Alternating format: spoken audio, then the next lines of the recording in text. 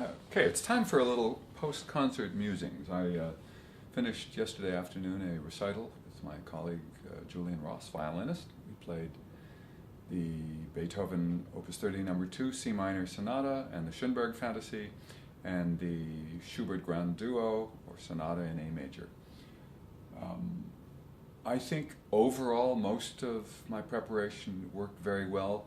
There were a number of little elements where I could see my mind doing what it will sometimes do and saying, oh, this recent discovery is rather raw, do you trust it?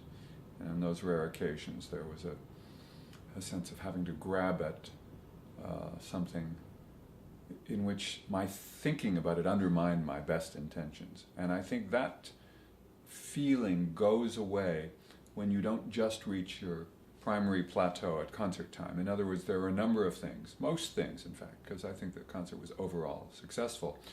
Most things worked very well because they had reached a level of trust and dependability such that I could say, this is part of the way I express myself, or this movement, or this way of looking at the keyboard, or choreographing my attention to on the score or on the keyboard, or from one hand to the other.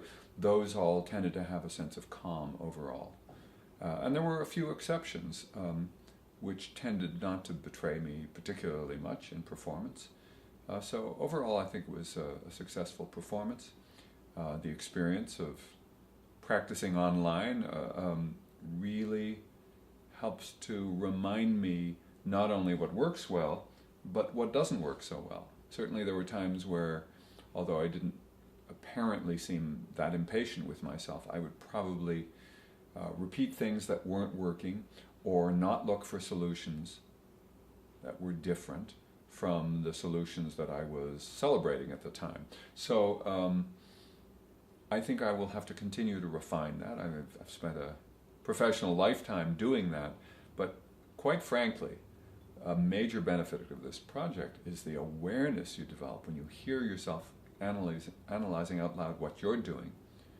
I hear it all the time. Most teachers have this experience where they will say something to a student by way of offering them some perspective on how they're getting in their own way, and then remind themselves, either at the back of their mind or if they're honest with their student, good grief, I was just practicing and I fell into that same trap today or yesterday. And I've got to remind myself that if I step back from that immersion, that sense of being trapped by a difficulty that refuses to go away, if I'm able to think more creatively and think with the perspective of sitting back from myself sometimes, the solutions will come much more readily. Regroupings, redivisions, refingerings, rethinking, most particularly my fondness for what I call the choreography of attention, of knowing what and when to attend to certain salient issues. That becomes a really significant aspect of how you practice, therefore how you feel about how you've practiced and what you bring to the concert stage. In other words, to what extent you feel a comfort in your own skin and with your own preparation, such that overall you trust it. And again, you don't have to be perfect.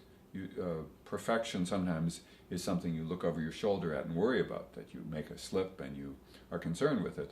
You have to know how to roll with that and not be unduly affected. And I think overall that's why I consider yesterday's concert to be a success.